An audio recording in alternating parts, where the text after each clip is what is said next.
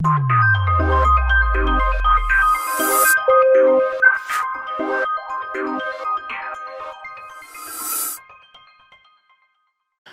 हम यहाँ IIT JEE NEET और बोर्ड दोनों की पूरी प्रिपरेशन के लिए आए हैं। हम यहाँ पे शुरू कर रहे हैं पहला वीडियो 12 क्लास का, जिसमें आपका बोर्ड कवर होगा, जिसमें आपका IIT JEE main and advance cover होगा और जिसमें नीट के भी सभी क्वेश्चन सॉल्व करेंगे हम। तो जब हमें किसी प्रतियोगिता परीक्षा की तैयारी करनी होती है तो हमारा एटीट्यूड क्या होना चाहिए, सोच क्या होनी चाहिए, क्या कुछ हम सेलेक्टेड क्वेश्चन करके इनमें सफलता प्राप्त कर सकते हैं? तो आंसर है नो, कभी नहीं।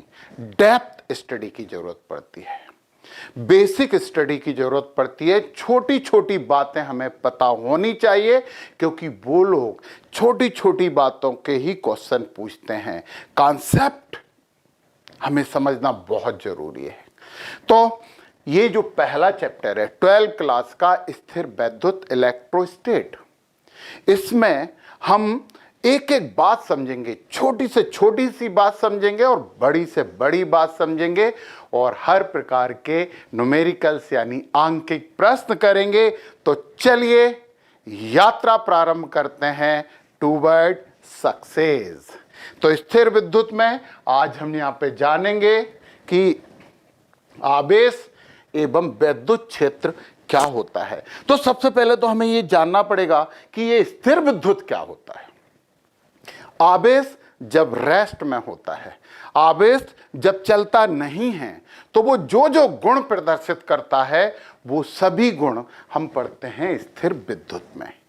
कई जगह इसे स्थिर वैद्युत भी लिखा होता है, इसलिए आपको जरा भी कंफ्यूज होने की जरूरत नहीं है, क्योंकि कंफ्यूज होना ही तो समस्या है। हम अपने हर कंफ्यूजन दूर करेंगे और हर चीज समझेंगे। तो जब चार्ज इन रेस्ट यानी आवेश जब रेस्ट में होगा, विराम में होगा, तो वो जो जो गुण प्रदर्शित करता है वो सब हम यहाँ पे समझेंगे इस चैप्टर में। और सबसे पहले तो हमें ये समझना होगा कि ये आवेश क्या होता है। सबसे पहले आवेश के बारे में जानें। तो आवेश पदार्थ के कुछ कणों का गुण होता है। बिल्कुल भाई, आवेश एक गुण होता है, और ये बिल्कुल वैसा गुण होता है जैसे किसी पदार्थ का द्रव्यमान एक गुण होता है। तो आवेश गुण है। कैसा गुण है, कौन प्रदर्शित करता है? किसी भी पदार्थ के अंदर, पदार्थ जो हमारे पास है, पदार्थ के अंदर बहुत से कण होते हैं। आपको पता है कि पदार्थ अणुओं से मिलकर बने होते हैं और अणु परमाणुओं से मिलकर बने होते हैं, और हमें आवेश को ढूंढना है परमाणु के अंदर। मतलब पदार्थ के अंदर हम किसकी बात कर रहे हैं? पदार्थ के अंदर हम परमाणु की बात कर रहे हैं। यानी परमाणु में आवेश होता है और परमाणु से अणु बनता है और अणु से बनता है पदार्थ। तो परमाणु क्या आवेशित होता है? ना, परमाणु तो आवेशित नहीं होता है, परमाणु तो उदासीन होता है। उदासीन मतलब नो चार्ज, उस पर कोई आवेश नहीं होता है। तो फिर हम आवेश की बात कर क्या रहे? नहीं, परमाणु में 2 कण होते हैं। वैसे परमाणु में 37 कण होते हैं, परंतु हम प्रभावित 3 कणों से होते हैं। परमाणु के अंदर के जो 3 मुख्य कण होते हैं ना, मुख्य कण, वैसे तो हमें इस चैप्टर में 2 ही कणों की बात करनी है, परंतु हम यहाँ पे 3 की बात करेंगे। प्रोटॉन, जिसे अब हम P से लिखेंगे। दूसरा कण होता है इलेक्ट्रॉन, इलेक्ट्रॉन को हम लिखेंगे E से। और तीसरा कण जो हमें यहाँ पे पढ़ना है वो है न्यूट्रॉन, परंतु हम इसका ज्यादा उपयोग यहाँ नहीं करेंगे, इसे N से प्रदर्शित करते हैं।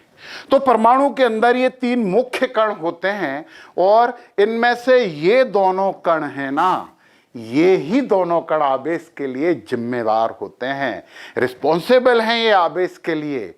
तो कैसा आवेश? प्रोटॉन और इलेक्ट्रॉन कुछ ऐसा गुण प्रदर्शित करते हैं कि ये दूसरे पदार्थों को या तो आकर्षित करते हैं या प्रतिकर्षित करते हैं। तो किसी भी आवेश के दो मुख्य गुण ये होते हैं कि आवेश आकर्षित करता है या प्रतिकर्षित करता है। हमें कैसे पता कि इनके पास आवेश है? तो हमने इन दो गुणों से देखा तो पता है प्रोटॉन पे जो आवेश होता है उस आवेश को उन्होंने बोला है धनावेश, धन आवेश। ये हमने धनावेश लिखा, परंतु अब हम ऐसे लिखेंगे पॉजिटिव चार्ज, धन आवेश। और इलेक्ट्रॉन पे जो चार्ज होता है उसे कहा गया है ऋण आवेश। चलो ऋण आवेश पूरा लिख देते हैं, परंतु अब हम इसे लिखेंगे नेगेटिव चार्ज। ऋण आवेश मतलब नेगेटिव चार्ज। अच्छा, ये क्या धनावेश? नहीं, जो जिस तरह का इस पे आवेश होता है उस आवेश को हमने कहा है कि हम उसे धनावेश कह रहे हैं, परंतु कहा क्यों है ये भी हम समझेंगे। ऐसी तो नाम नहीं रख सकते, है ना। तो फाइनली इस पे धनावेश होता है, उस पे ऋण आवेश होता है, और न्यूटन के पास कोई आवेश नहीं होता, मतलब इसे हम बोलेंगे आवेशहीन। तो हमें इसकी बात तो करनी नहीं है, न्यूटन की बात नहीं करेंगे। प्रोटॉन को P से प्रदर्शित करेंगे, इलेक्ट्रॉन को E से प्रदर्शित करेंगे। प्रोटॉन पे जो आवेश होता है वो धन आवेश होता है, और इलेक्ट्रॉन पे जो आवेश होता है ऋण आवेश होता है। जब इन पे ये आवेश होता है और ये दोनों परमाणु के अंदर होते हैं, तो फिर परमाणु उदासीन क्यों होता है? वो आवेश प्रदर्शित क्यों नहीं करता है? तो सबसे पहले तो हम ये पता कर लें कि परमाणु उदासीन क्यों होता है, क्या कारण है। पता है, किसी भी परमाणु में, ये तुमने केमिस्ट्री में पढ़ा होगा कि परमाणु के अंदर नंबर ऑफ प्रोटॉन्स, यानी कि हम क्या बोलेंगे, प्रोटॉनों की संख्या। पी मतलब प्रोटॉन होता है, भूलना मत। प्रोटॉन्स की संख्या बराबर होती है इलेक्ट्रॉन्स की संख्या के। मतलब जितना प्रोटॉन होते हैं उतने ही इलेक्ट्रॉन होते हैं। Number of protons is equal to number of electrons. अब दोनों विपरीत आवेश होते हैं, एक पे धनावेश है और एक पे ऋणावेश है, और दोनों बराबर होते हैं, और विपरीत आवेश होने के कारण ये एक दूसरे के प्रभाव को नष्ट कर देते हैं। इसीलिए कोई भी परमाणु उदासीन होता है। यानी जब तक परमाणु में इलेक्ट्रॉन और प्रोटॉन दोनों बराबर संख्या में होंगे तो दोनों एक दूसरे के प्रभाव को नष्ट कर देंगे। बाहर से जब हम देखेंगे तो हमें परमाणु उदासीन दिखाई देगा। एक बात, परमाणु को परमाणु तभी कहते हैं जब तक कि उसमें इलेक्ट्रॉन और प्रोटॉन बराबर संख्या में है। यदि ये दोनों बराबर संख्या में नहीं हैं तो हम परमाणु को परमाणु नहीं कह सकते, फिर वो आयन बन जाता है। कोई भी परमाणु या तो इलेक्ट्रॉन ग्रहण कर ले या इलेक्ट्रॉन दान कर दे तो वो परमाणु नहीं बचता। यदि हमने उसे परमाणु बोला है, इसका मतलब यह है कि उस पे जितने इलेक्ट्रॉन्स हैं उतने ही प्रोटॉन्स हैं। और इलेक्ट्रॉन मतलब नेगेटिव चार्ज, ऋणात्मक आवेश, और प्रोटॉन मतलब पॉजिटिव चार्ज, धनात्मक आवेश, दोनों विपरीत होते हैं एक दूसरे के, और विपरीत होने के कारण एक दूसरे का प्रभाव खत्म कर दे। प्रभाव, हम बार बार ये शब्द बोल रहे हैं, प्रभाव खत्म कर देते हैं, एक दूसरे को नष्ट नहीं करते हैं।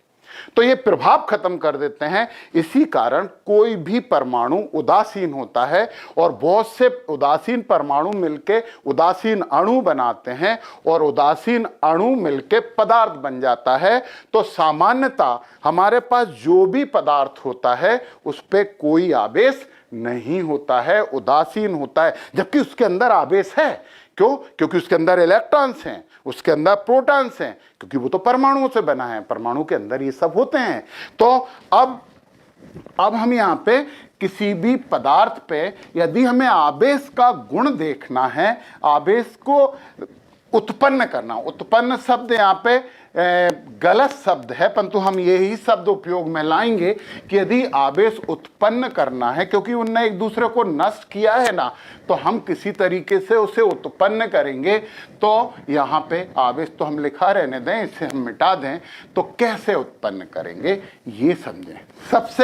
सबसे पहली बात, उसके उत्पन्न होने से पहली बात यह है कि समान आवेश जो होते हैं ना, समान आवेश मतलब या तो धन धन या ऋण ऋण, समान आवेश हमेशा एक दूसरे को प्रतिकर्षित करते हैं, दुश्मनी रखते हैं समान आवेश, है ना। एक से आवेश हमेशा एक दूसरे को प्रतिकर्षित करते हैं और असमान आवेश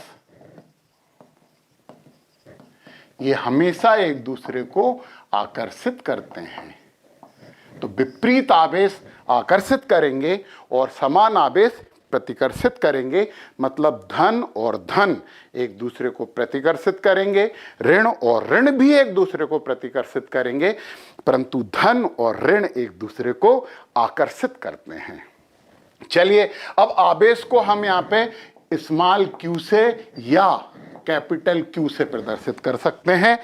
जो भी आपकी इच्छा हो आप वो बना सकते हो, स्मॉल क्यू भी बना सकते हो और कैपिटल क्यू भी बना सकते हो। हम ये दोनों बातें करेंगे, परंतु आपको एक बात समझ में आ गई कि समान आवेश एक दूसरे का विरोध करेंगे, प्रतिकर्षित करेंगे और असमान आवेश एक दूसरे को आकर्षित करेंगे। ये तो आवेश के जो गुण हैं जिसके कारण हमने आवेश को पहचाना वो यही गुण है।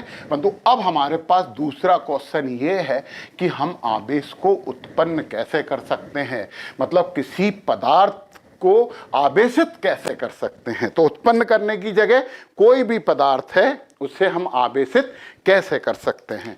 तो आपको मालूम है कि पदार्थ का मतलब होता है बहुत से अणु और अणु का मतलब होता है परमाणु। तो पदार्थ के अंदर क्या होते हैं, इन परमाणु होते हैं और परमाणु जो है वो कैसा होता है, उदासीन होता है। अच्छा, उदासीन क्यों होता है, क्योंकि उसके पास जितने इलेक्ट्रॉन होते हैं उतने ही प्रोटॉन होते हैं। अब किसी तरीके से इस परमाणु से एक इलेक्ट्रॉन बाहर निकाल लिया जाए। कितने प्रोटॉन और कितने इलेक्ट्रॉन होते हैं किसी परमाणु में, ये केमिस्ट्री में आपको जानकारी दी गई होगी, परंतु अभी तो हमारी बात ध्यान से सुनो, क्योंकि एक एक बात समझोगे, छोटी छोटी बात समझोगे। वो कहते हैं कि हमें IIT JEE करना, हमें नीट करना है तो हमें बड़ा बड़ा समझना है। बिल्कुल गलत, 100% गलत। छोटा छोटा समझना, एक एक चीज समझना, क्रिस्टल क्लियर। तो हम किसी तरीके से क्या कर लें, इससे इलेक्ट्रॉन बाहर निकाल लें। यानी इससे हमने क्या किया, हमने इलेक्ट्रॉन को बाहर निकाला।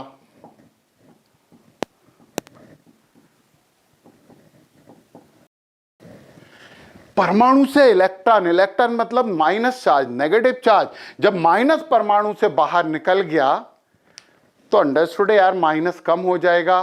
तो वो परमाणु कैसा हो जाता है, इस केस के बाद वो परमाणु हो जाता है धन आवेशित।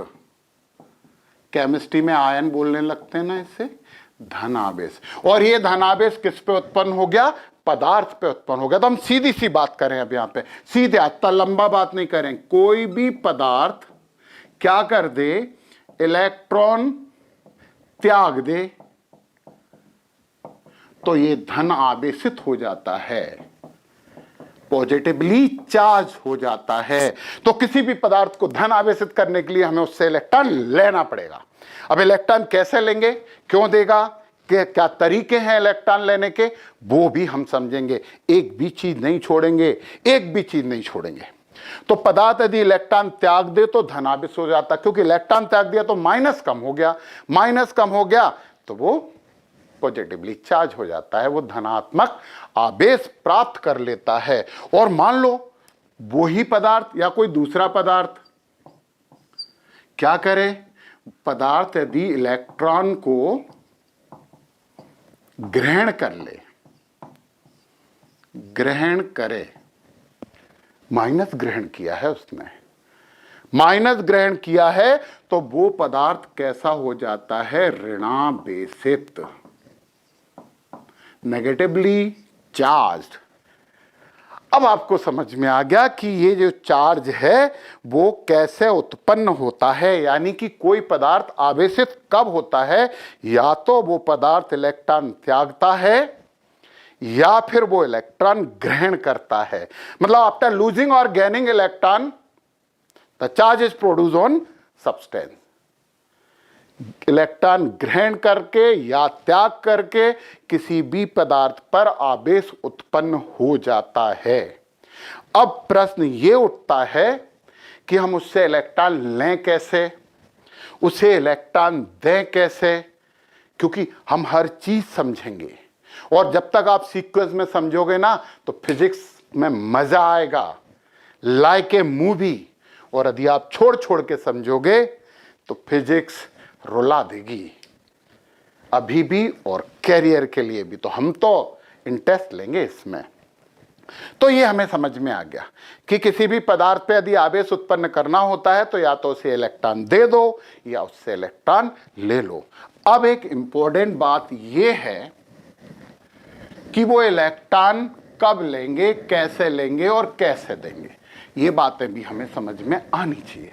उसके लिए हम थोड़ी सी बात परमाणु की करते हैं। किसी भी परमाणु में इलेक्ट्रॉन होता क्यों है? क्योंकि परमाणु का केंद्रीय भाग होता है जिसे नाभिक कहते हैं, वहां पे प्रोटॉन और न्यूट्रॉन होते हैं। प्रोटॉन पॉजिटिव होता है और इलेक्ट्रॉन वृत्तीय कक्षाओं में इसके चारों तरफ घूमते रहते हैं, रिवॉल्व करते रहते हैं। और ये इसी के चारों तरफ क्यों घूमते रहते हैं? क्योंकि ये इसे आकर्षित करके रखता है, एक आकर्षण बल लगा होता है इसके ऊपर।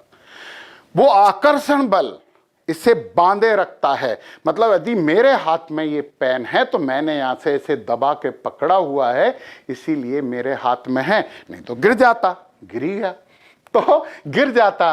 तो सिंपल सी बात यह है कि यदि हमें इस इलेक्ट्रॉन को बाहर निकालना है, ध्यान देना, यदि हमें ये इलेक्ट्रॉन को बाहर निकालना है तो जितने आकर्षण बल से इस प्रोटॉन ने इस इलेक्ट्रॉन को बांध के रखा है, बद्ध इलेक्ट्रॉन कहलाता है, ये बॉन्डेड इलेक्ट्रॉन कहलाता है, हमें उतना ही बल लगाना पड़ेगा, उससे थोड़ा सा ज्यादा, और उतना बल लगा के हम खींच लेंगे। तो बल कैसे लगाएंगे? ऊर्जा, हम इसे ऊर्जा देंगे, क्योंकि ये ऊर्जा से बांधे हुए है, तो ये उतनी ऊर्जा देके, एनर्जी देके हम इसे बाहर निकाल लेंगे। ये जो बांधे हुए है बंधन ऊर्जा, केवल हम एक इलेक्ट्रॉन की बात कर रहे हैं, पूरे इसकी बात नहीं कर रहे हैं। तो ये यहाँ पे इलेक्ट्रॉन और प्रोटॉन के बीच यदि वो बॉन्ड बना है, आकर्षण बल लगा है, तो ये बंधन ऊर्जा है। इसके बराबर ऊर्जा देंगे, थोड़ी सी ज्यादा देंगे तो हमें इलेक्ट्रॉन को बाहर निकाल लेंगे। तो किसी भी पदार्थ को जब परमाणु ऊर्जा देते हैं तो परमाणु ग्रहण करते हैं, परमाणु में इलेक्ट्रॉन ग्रहण करते हैं, और इलेक्ट्रॉन ऊर्जा ग्रहण करके उच्च ऊर्जा स्तर में चले जाते हैं। और एक बात, जब इलेक्ट्रॉन उच्च ऊर्जा स्तर में हम और ऊर्जा देंगे तो वो बाहर निकल जाते हैं। इस ऊर्जा को कार्यफलन कहते हैं, इस ऊर्जा को कार्यफलन कहते हैं। समझ में आई ये बात? कार्यफलन मतलब, कार्यफलन की भी बात हम यहां पे कर लेते हैं। कार्यफलन तो ये परमाणु की बात नहीं हो रही है, परमाणु तो अणु के अंदर है और अणु से सबस्टेंस बना, हम पदार्थ की बात कर रहे हैं।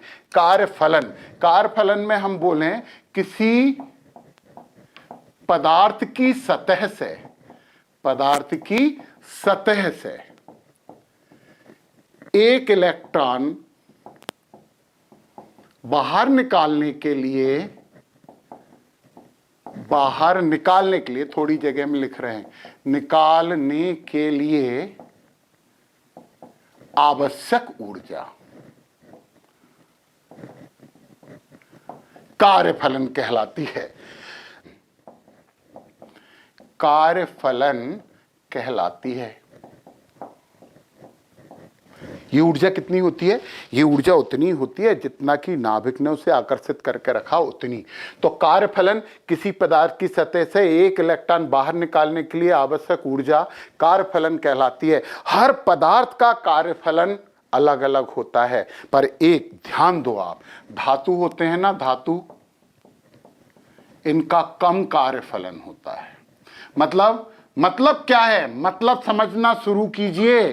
धातु का कार्यफलन कम होता है, इसका मतलब है धातु से आसानी से इलेक्ट्रॉन बाहर निकाला जा सकता, थोड़ी सी ऊर्जा। कार्यफलन कम होने का मतलब है हमें थोड़ी ऊर्जा चाहिए। एक छोटा बच्चा पेन पकड़ेगा, हम आसानी से छीन के ले जाएंगे, परंतु यदि तुमने पकड़ा है तो हमें बहुत मेहनत करनी पड़ेगी। समझ गए? हाँ, बोल रहा हूं कि सर आप छीन ही नहीं पाओगे। बिल्कुल छीन पाएंगे हम। तो फाइनली एक सिंपल सी बात है कि धातु का कम कार्यफलन होता है। उसका कारण ये है कि धातु में जो परमाणु के अंदर इलेक्ट्रॉन होते हैं उन्हें नाभिक कम बल से आकर्षित करता है।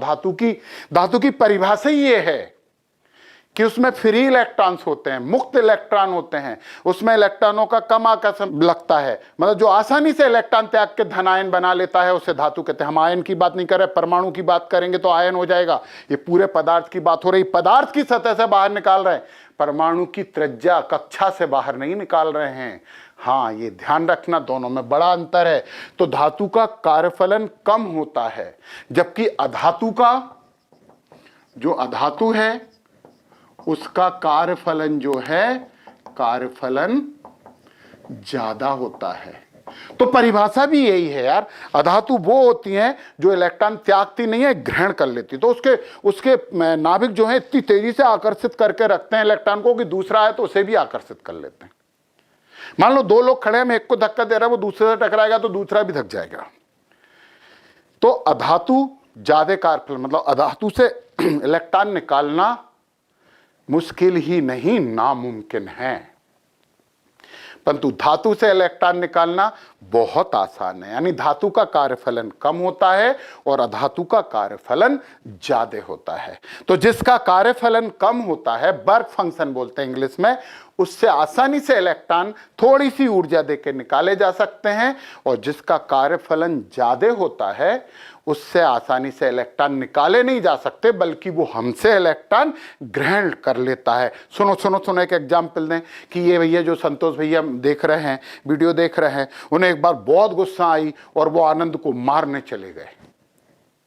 बेचारे पिट के आ गए थे तो मारने, परंतु आनंद में बहुत ज्यादा ताकत थी इनसे, उनने इनमें दो हाथ दिए तो ये वापस आ गए। ऐसे ही होता है, अधातु के पास हम इलेक्ट्रॉन लेने गए और हमारे इलेक्ट्रॉन वो और छीन लेगा। तो अधातु से आसानी से इलेक्ट्रॉन नहीं त्यागे जा सकते। यदि हमारे पास दो पदार्थ हैं ए और बी, इन दोनों को बराबर ऊर्जा देंगे तो इलेक्ट्रॉन उस पदार्थ से निकलेंगे जिसका कार्यफलन कम होगा, और उस पदार्थ में प्रवेश कर जाएंगे जिसका कार्यफलन ज्यादा होगा। तो किसी भी पदार्थ से इलेक्ट्रॉन निकालने के लिए आवश्यक ऊर्जा कार्यफलन होती है, और सब पदार्थों का कार्यफलन अलग अलग होता है। धातुओं का बहुत कम होता है, धातुओं में भी अलग अलग होता है, सीजियम सोडियम का और कम होता है, समझे। तो दो पदार्थों का कार्यफलन समान हो ही नहीं सकता, ये तो उनकी आइडेंटिटी है कार्यफलन। इसकी इकाई और बता दें, इलेक्ट्रॉन वोल्ट, क्या बोलते हैं इसे, इलेक्ट्रॉन वोल्ट, ईबी से प्रदर्शित करते हैं। और कार्यफलन पे हमारा एक बहुत बड़ा चैप्टर है, तो वो चैप्टर हम पढ़ेंगे। अभी हम कार्यफलन का थोड़ी देर बाद उपयोग करने वाले हैं। तो आवेश कैसे उत्पन्न होता है, किसी पदार्थ से इलेक्ट्रॉन ग्रहण करके या उसे प्रदान करके आवेश उत्पन्न हो जाता है। तो आवेश की कुछ इकाई भी होगी, तो आवेश की इकाइयां पढ़ें हम, ये सबसे इंपॉर्टेंट बात है। और हम आपको एक सलाह देते हैं इकाई मात्रक कि ये सब इकाइयां एक पेज पे लिख के और अपनी टेबल पे जहां पे पढ़ते हो उसके सामने चिपका लेना। मोबाइल पे मत चिपकाना, नहीं तो ये वीडियो कैसे देखोगे यार। तो आवेश की इकाइयां, सबसे पहले एसआई, एसआई होती है कूलाम। कूलाम की स्पेलिंग बताएं तुम्हें क्या है, कूलाम बोलते हैं इंग्लिश में, कूलाम। कूलाम साइंटिस्ट थे, परंतु नाम देखो ऐसे ही है, और इसे सी से प्रदर्शित करते हैं। ऐसा इकाई हो गई कूलाम। दूसरी इकाई CgS, इसे बोलते हैं स्थैत कूलाम। स्थैत कूलाम को स्थैत कूलामी सी से प्रदर्शित करेंगे, और इसे एक और नाम देते हैं ESU। इसकी हिंदी मत पूछना तुम, वैसे हम तुम्हें बता देते हैं। इलेक्ट्रोस्टैटिक यूनिट, इसे बोलते हैं स्थिर वैद्युत विद्युत मात्रक,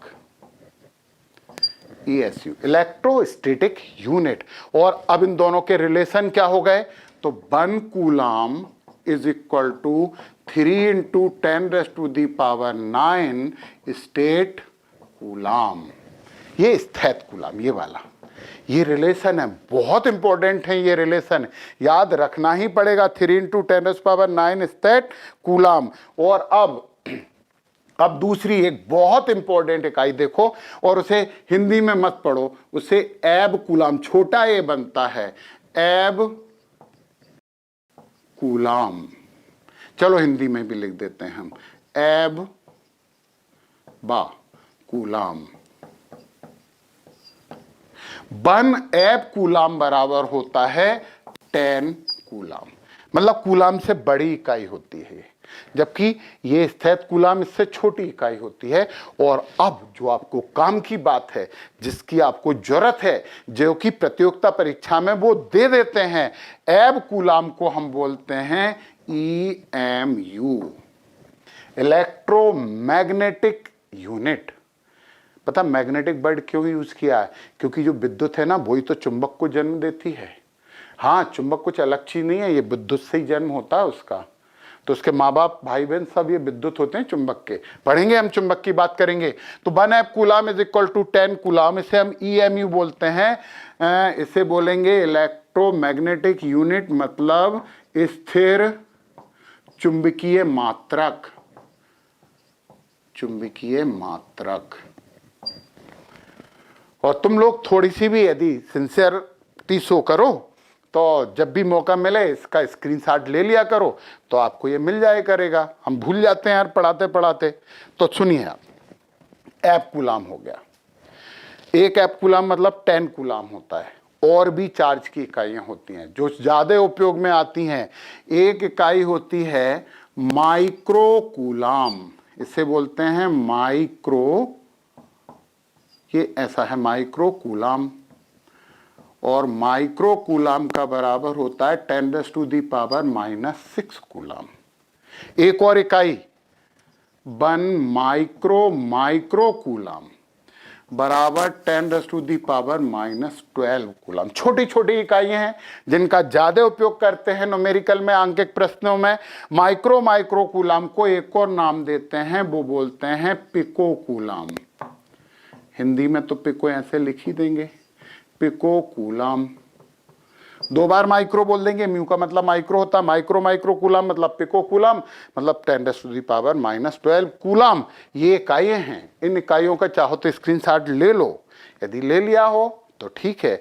और जब आप वीडियो देखते हो तो कॉपी पेन लेके बैठना चाहिए, क्योंकि जो आप लिखोगे वो ओरिजिनल नोट्स होंगे, वो आपके नोट्स होंगे, आपकी जरूरत की चीजें आप लिखोगे, और सही नोट्स उन्हें ही कहते हैं। तो सही नोट बनाना यार, मिटा दें इसे। ओके, ये तो आवेश की इकाइयां हो गई। चलो ठीक है, हमने आवेश कैसे उत्पन्न होता है ये भी देख लिया, आवेश की इकाइयां भी हमने देख ली। और अब सी से लिखेंगे कूलाम को। अब एक ऐसी थ्योरी हम आपको बता रहे हैं जिसे, जो एनसीईआरटी में दी गई है, परंतु ऑफिशियली उसे वैलिड नहीं माना गया है, उसे मान्यता अभी प्राप्त नहीं हुई है, परंतु एनसीईआरटी में है, बोर्ड में तो पूछते ही हैं। तो उन्होंने क्या बोला कि जो इलेक्ट्रॉन होता है ना, इलेक्ट्रॉन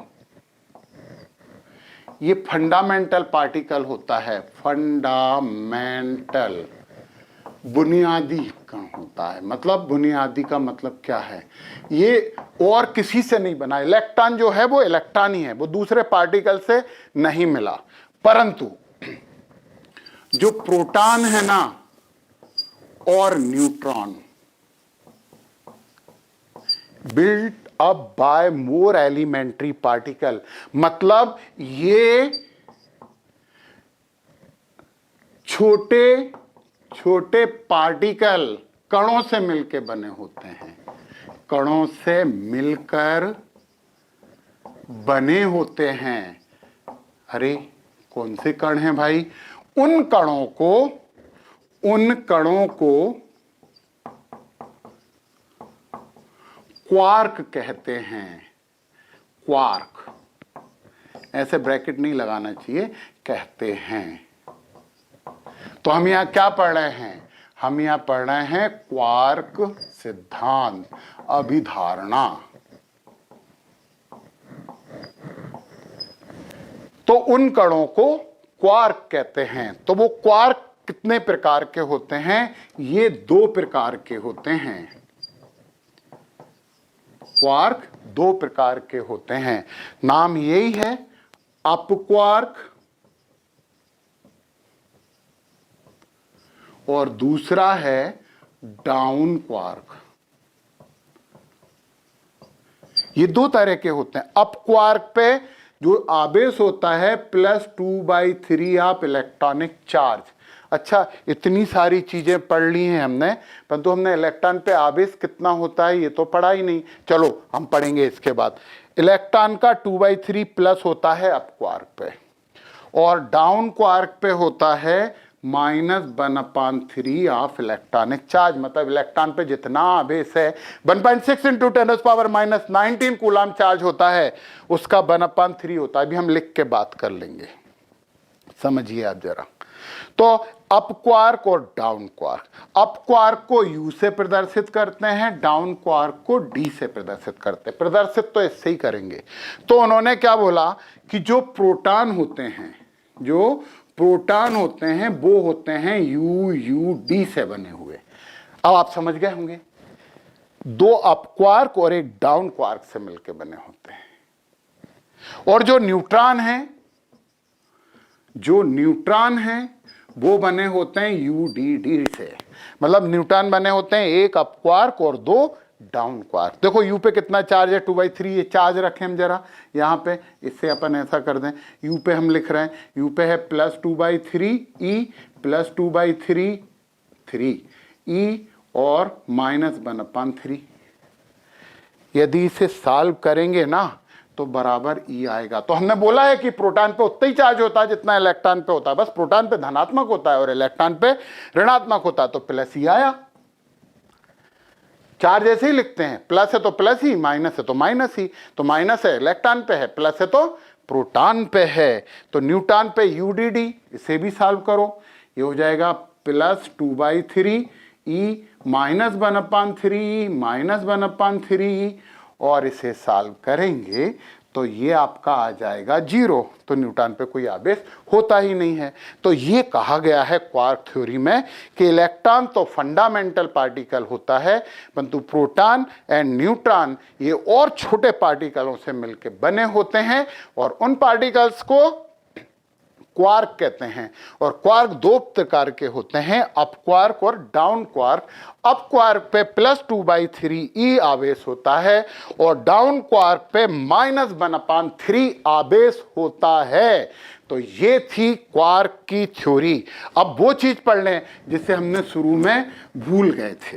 भूल क्या गए थे? बता तो दिया हमने कि इलेक्ट्रॉन पे कितना आवेश होता है, क्योंकि ये जो इलेक्ट्रॉन पे आवेश होने का मतलब है ये सबसे कम आवेश होता है। इलेक्ट्रॉन पे आवेश का मतलब होता है, तो जो इलेक्ट्रॉन पे आवेश होता है वो होता है 1.6 माइनस लगा दो × 10⁻⁻19 कूलम, और प्रोटॉन पे भी इतना ही होगा 1.6 × 10⁻⁻19 कूलम। बस प्रोटॉन पे प्लस होगा जितना इलेक्ट्रॉन पे माइनस आवेश होता है। तो कम से कम आवेश इतना होता है, इससे कम आवेश नहीं होता, इससे कम आवेश नहीं होता है। चलो हम इसकी बात अभी थोड़ी देर बाद करेंगे। अभी थोड़े से पदार्थों की भी बात कर लें, थोड़ी सी बात हम पदार्थों की भी कर लें। हमने तुम्हें बोला है कि हर छोटी से छोटी चीज करना पड़ेगा। यदि कुछ बड़ा करना है तो छोटे से छोटी चीज पे काबू पाना होगा, है ना। चुनाव जीतना होता है तो जो जनता होती है, जो जितने छोटे लोग होते हैं उनको पहले मनाया जाता है, समझ गए। तो पहले मनाओ, चुनाव जीतना है हमें, नीट का, IIT JEE का और भविष्य का।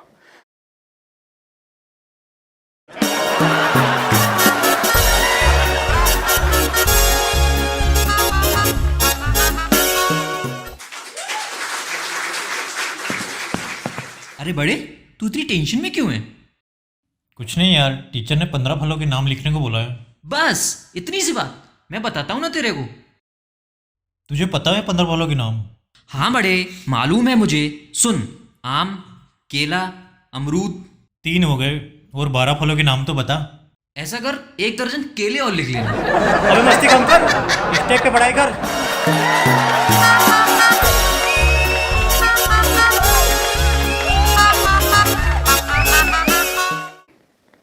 पदार्थ 3 प्रकार के होते हैं।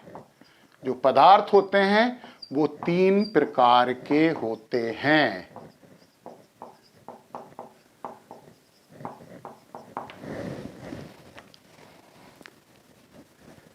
नंबर फर्स्ट, चालक। नंबर 2, कुचालक। और नंबर 3, अर्धचालक।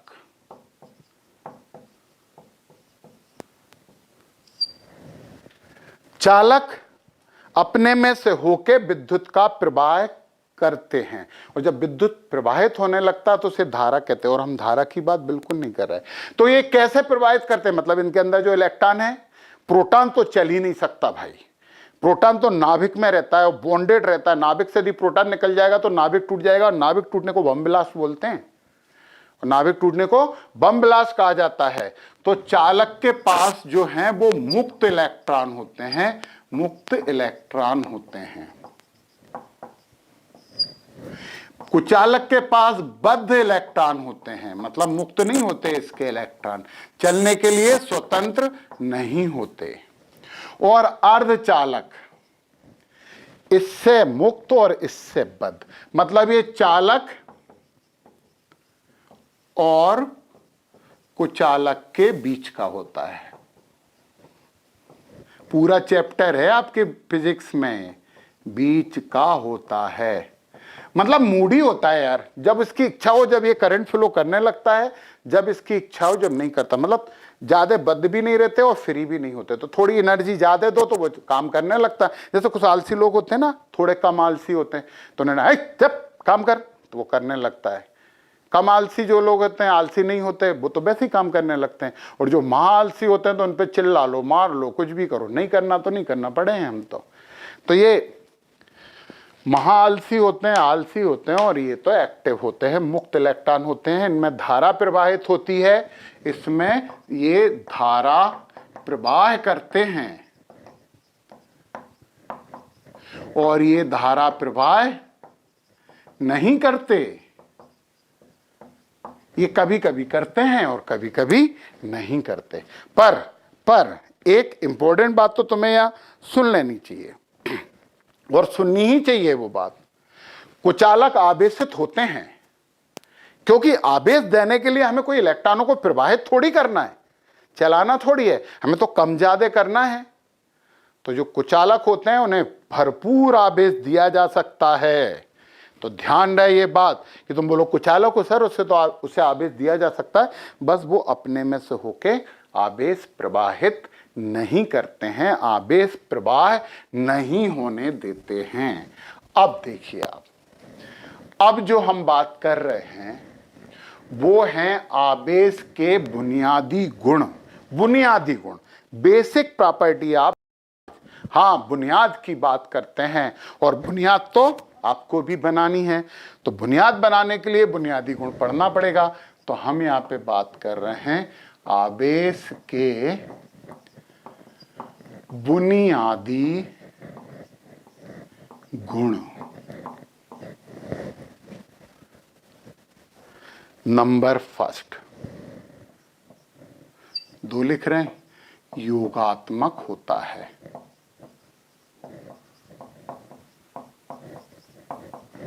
मान लो एक पदार्थ के पास Q1 चार्ज है, बाहर से आपने उसे Q2 दे दिया और इधर से आपने Q3 दे दिया, तो जो कुल आवेश होगा यहां पे कुल आवेश बराबर हो जाएगा Q1 plus Q2 plus Q3, यानी जुड़ता जाएगा।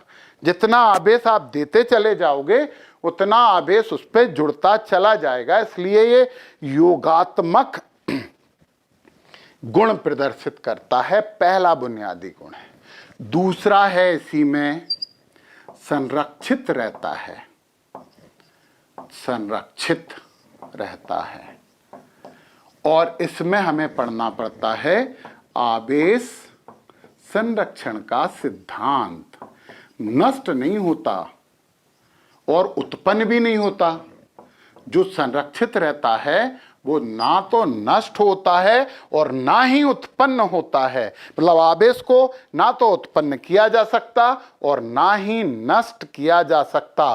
परंतु तुम इन शब्दों को नहीं, तुम दूसरे शब्दों को समझो कि विलगित निकाय, आइसोलेटेड सिस्टम, विलगित निकाय का आवेश नियत होता है, कांस्टेंट होता है। ये बात तुम्हें पता होनी चाहिए। और हम यदि एक बात बोलें तो उसे भी तुम्हें माननी चाहिए कि संपूर्ण ब्रह्मांड का आवेश शून्य होता है, क्योंकि जितने इलेक्ट्रॉन होते हैं उतने ही प्रोटॉन होते हैं। विलगित निकाय क्या होता है, आइसोलेटेड सिस्टम क्या होता है, जो किसी से कोई लेना देना नहीं रखता, वो अलग थलग रहता है, ना तो किसी से कुछ लेता है ना ही किसी को कुछ देता है। तो ये होता है विलगित निकाय। तो जब वो किसी को इलेक्ट्रॉन देगा नहीं, जब किसी से इलेक्ट्रॉन लेगा नहीं, तो उसका आवेश तो स्थिर होगा ना, कांस्टेंट होगा। ये क्या बात हुई यार, विलगित है, आइसोलेटेड सिस्टम है, तो ना तो इलेक्ट्रॉन लेगा, क्योंकि जब आवेश उत्पन्न करने के लिए या तो इलेक्ट्रॉन लेना पड़ता है या इलेक्ट्रॉन देना पड़ता है। प्रोटॉन का इसमें कोई ज्यादा रोल है ही नहीं, ज्यादा का बिल्कुल भी रोल नहीं है, क्योंकि प्रोटॉन तो नाभिक के पास रहता है।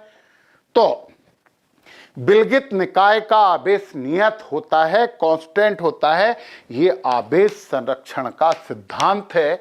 और अब हम इसके तीसरा बुनियादी गुण पढ़ेंगे जो कि बहुत इंपॉर्टेंट है, और उसमें से पॉसिबल है कि एक आध क्वेश्चन किसी प्रतियोगिता परीक्षा में भी आ जाए, नहीं तो बोर्ड में तो आता ही आता है। तीसरा पढ़ेंगे, ये दोनों मिटा रहे हैं, क्योंकि अब जो बात होगी तीसरे वाले की बात होगी। चलो आवेश के बुनियादी गुण भी हम मिटा देते हैं। हम तो तीसरा और लास्ट बुनियादी गुण पढ़ रहे हैं आवेश का, और उसे बोलते हैं क्वांटम थ्योरी ऑफ चार्ज। इसे तो आपको समझना पड़ेगा, आवेश का क्वांटम सिद्धांत, quantum theory of charge. Quantum theory of charge समझने से पहले केमिस्ट्री की थोड़ी सी बात आपको समझना बहुत जरूरी है। केमिस्ट्री की नहीं, फिजिक्स की है। नहीं केमिस्ट्री की है, नहीं फिजिक्स की, दोनों में है। दोनों में तो दोनों में है, वो ऐसा नहीं है। वो एटॉमिक स्ट्रक्चर, परमाणु संरचना में केमिस्ट्री में भी है, और मॉडर्न फिजिक्स में तो बहुत ही ज्यादा है। केमिस्ट्री में थोड़ी सी है, फिजिक्स में बहुत ज्यादा है। क्वांटा शब्द समझो। ये क्वांटा क्या होता है? क्वांटा ये स्मॉलेस्ट बंडल ऑफ एनर्जी, यानी ऊर्जा का छोटे से छोटा भाग, पैकेट, बंडल, जो एक पदार्थ से दूसरे पदार्थ में जाता है या जो एक जगह से दूसरी जगह तक जा सकता है, उसे क्वांटा कहते हैं। Minimum amount of energy which can be transfer from one body to another body, यानी एक छोटे से छोटी ऊर्जा की सबसे छोटी मात्रा जो एक वस्तु से दूसरे वस्तु में जा सकती है या दूसरी वस्तु से पहली वस्तु में आ सकती है, उससे छोटी नहीं जाएगी। तो जब ऊर्जा चलती है तो क्वांटा के रूप में चलती है। पता, क्वांटा को लाइट में फोटान बोलते हैं। प्रकाश में जो एनर्जी की छोटी से छोटी मात्रा है ना, उसे फोटान कहते हैं। तो क्वांटा आप समझ गए कि क्वांटा मतलब वो छोटे से छोटी ऊर्जा का अमाउंट जो कि चल सकता है, एक जगह से दूसरी जगह तक जा सकता है। मार्केट में कम से कम कितने पैसे खर्च करोगे? 1 रुपया। क्वांटा है हमारा 1 रुपया। वैसे जब से ऑनलाइन खरीदारी आई है तो उसमें तो 0.3 पैसे भी काट लेते हैं, पर तो हम नहीं मान रहे, ऑनलाइन की बात नहीं मान रहे। मार्केट में कम से कम 1 रुपया जो आप किसी को दे सकते या किसी से ले सकते हो, आधा रुपया तो नहीं दे सकते, 50 पैसे की बात तो हो ही नहीं सकती। तो 1 रुपया है क्वांटा। 1 रुपया है क्वांटा जो ट्रांसफर हो सकता है, जो किसी के पास जा सकता है, किसी के पास से आ सकता है। तो ऊर्जा की वो छोटी से छोटी मात्रा जो एक स्थान से दूसरे स्थान तक जा सकती है, उसे क्वांटा कहते हैं। तो आवेश में क्वांटा क्या है आपको पता है, आपने समझा है ये, और दिमाग में बल्ब जल भी गया होगा। आवेश पढ़ रहे हैं तो बल्ब जलना बहुत जरूरी है। तो दिमाग में बल्ब जल गया होगा कि क्वांटा है इलेक्ट्रॉनिक चार्ज। इलेक्ट्रॉनिक आवेश यानी आवेश में जो क्वांटा है वो E है, और E का मतलब होता है 1.6 इंटू 10⁻⁻19 प्लस माइनस। हम इसे प्रोटॉन का भी बोल सकते हैं और हम इसे इलेक्ट्रॉन का भी बोल सकते हैं। ये है क्वांटा, यानी हमारे आवेश का क्वांटा मतलब इलेक्ट्रॉनिक आवेश। तो कम से कम इतना आवेश उत्पन्न हो सकता है, इतना आवेश चल सकता है, क्योंकि इलेक्ट्रॉन चलेगा तो इतना आवेश तो चलेगा। तो किसी पदार्थ को आवेशित करने के लिए एक इलेक्ट्रॉन निकालोगे तो इतना आवेश आएगा धन, 10 निकालोगे तो गुणा 10, 20 निकालोगे तो गुणा 20। तो क्वांटम सिद्धांत क्या है कि Q is equal to NE। कुल आवेश इलेक्ट्रॉनिक आवेश का पूर्णांक गुणा, पूर्ण गुणक होता है। मतलब क्या लिखेंगे हम यहां पे, कुल आवेश इलेक्ट्रॉनिक आवेश का, इलेक्ट्रॉनिक आवेश का पूर्ण गुणक होता है।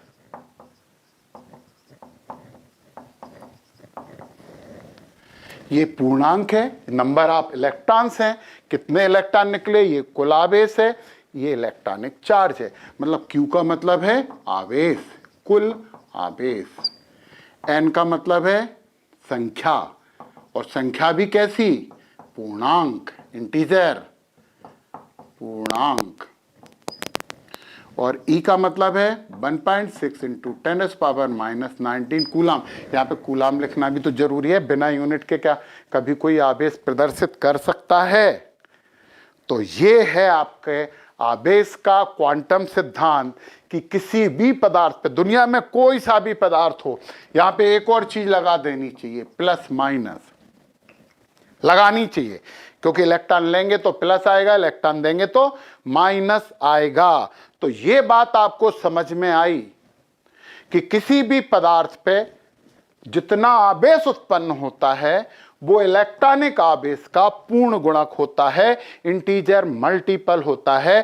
Total charge that can be produced is always equal to the integer multiple of electronic charge. Yes, ये अंग्रेजों की भाषा में था, हम तो हिंदुस्तानी हैं तो हिंदी में बात कर रहे हैं। तो Q is equal to plus minus n ही। तो क्वांटा का मतलब समझ गए, वो मिनिमम अमाउंट ऑफ एनर्जी है, तो ऊर्जा का छोटी से छोटी मात्रा क्वांटा होती है, जो चल सकती है, जो कहीं जा सकती है, कहीं से आ सकती है, इससे छोटी जाती आती नहीं है। तो फिर ये था हमारा क्वांटाइजेशन ऑफ चार्ज। तो ये बात आप समझ गए हैं कि आवेश की सबसे छोटी मात्रा जो कि एक वस्तु से दूसरी वस्तु में जा सकती है, उसे हम इलेक्ट्रॉनिक चार्ज कहते हैं। 1.6 इंटू 10⁻⁻19 कूलाम आवेश कहते हैं। अब यहाँ पे हम कुछ न्यूमेरिकल करते हैं, कुछ न्यूमेरिकल करते हैं। तो उन्होंने बोला कि निम्न में कर देते हैं, निम्न में इलेक्ट्रॉनिक आवेश बताइए। और हम पैरेलल एक और क्वेश्चन लिख रहे हैं, ज्ञात कीजिए। तो अपन ज्ञात करेंगे। अच्छा, दूसरा उन्होंने ये बोला है निम्न पर कुल आवेश ज्ञात कीजिए। ये अपन ने शब्द ज्ञात कीजिए लिख दिया भैया। दोनों क्वेश्चन हमने यहाँ पे लिख दिए हैं। अब उन्होंने कौन कौन से दिए हैं, यहाँ पे ये 1 था, ये 2 था, 2 सवाल हो गए। जैसे उन्होंने एल्युमिनियम दे दिया फर्स्ट, सेकंड में उन्होंने दे दिया Fe++, थर्ड में उन्होंने दे दिया H2O, और फोर्थ में उन्होंने दे दिया SO4-। बिल्कुल ये यहाँ पे भी दे दिए।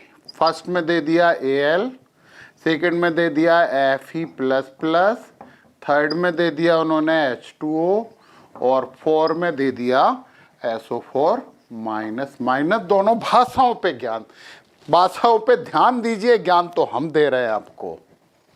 तो निम्न में इलेक्ट्रॉनिक आवेश, तो इलेक्ट्रॉन कितने हैं उनका आवेश निकालना है। तो बच्चों इतनी केमिस्ट्री आप लोगों ने जरूर पढ़ी होगी कि किसी भी एलिमेंट में कितने इलेक्ट्रॉन होते हैं ये आपको पता होगा, उसे परमाणु क्रमांक कहते हैं। तो एल्युमिनियम का जो परमाणु क्रमांक है वो है 13। इसका मतलब इसके पास 13 इलेक्ट्रॉन है और 13 ही प्रोटॉन है, और ये हो गया N। फार्मूला ये था, इतने इलेक्ट्रॉन हैं इसके पास 13, और उनका ही आवेश निकालना है। इलेक्ट्रॉन जितने हैं उनका आवेश निकालना है। तो Q इज इक्वल टू हो जाएगा 13, मतलब फार्मूला है Q is equal to NE 13 into e की जगह 1.6 इंटू 10⁻⁻19 कूलाम।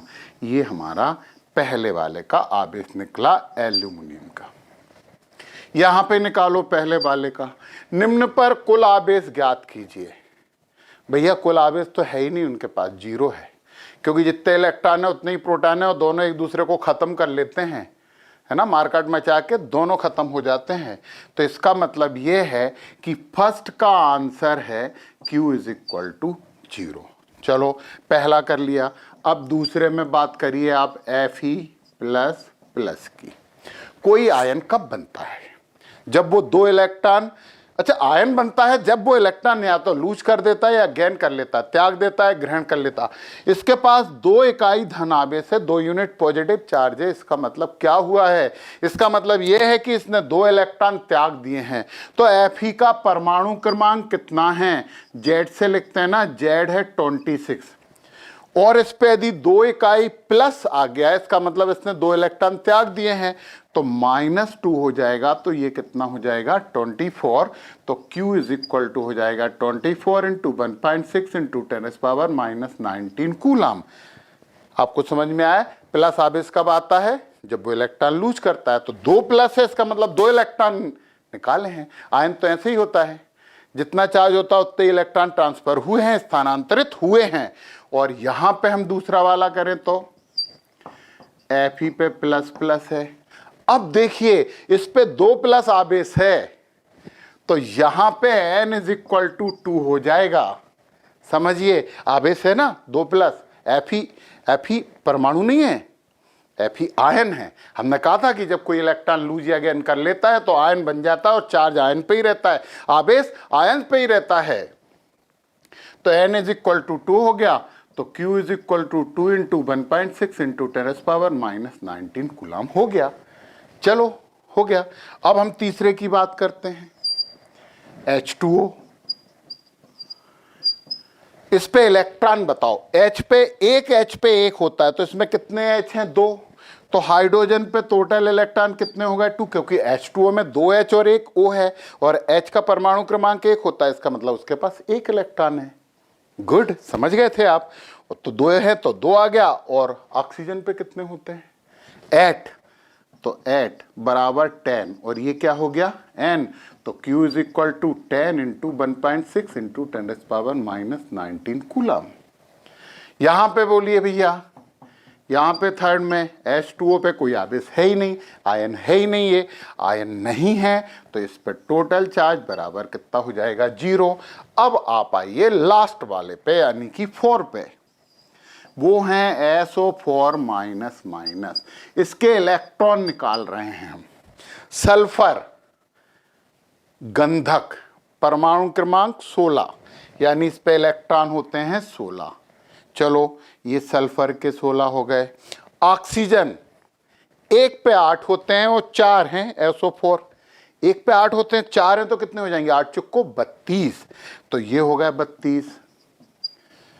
भैया ये 2 माइनस चार्ज कब आएगा इस पे? जब ये 2 इलेक्ट्रॉन ले लेगा। 2 इलेक्ट्रॉन और लिए हैं इसने, तो ये 2 हो गए। तो 6, 2, 8, 2, 10, 3, 4, 1, 5, यानी कि 50 हो गया। और ये N हो गया। तो Q is equal to 50 into 1.6 into 10⁻⁻19 coulomb. और यहां पे यदि हम 4 की बात करते हैं तो वो SO4 माइनस माइनस हमें दिख रहा है कि 2 ही यूनिट चार्ज है, तो N इज इक्वल टू 2 होगा। यहाँ पे प्लस था तो यहाँ पे माइनस हो जाएगा, तो माइनस साइन लगा देना, तो Q इज इक्वल टू हो जाएगा -2 इंटू 1.6 इंटू 10⁻⁹ कूलाम। ये तो हो गए हमारे बिल्कुल प्राइमरी लेवल के सड़े हुए सरल से सवाल। अब एक थोड़ा सा अच्छा करेंगे, बिल्कुल थोड़ा सा अच्छा, बहुत अच्छे की बात अभी नहीं कर रहे, अभी थोड़ा सा अच्छा करते हैं। ये क्वांटा फ्वांटा भी हम मिटा देते हैं और एक सवाल हम थोड़ा सा बेटर लेते हैं। और बेटर के लिए अभी हमें आगे कुछ चीज़ें और पढ़नी पड़ेंगी, क्योंकि बिना नॉलेज के न्यूमेरिकल नहीं होते।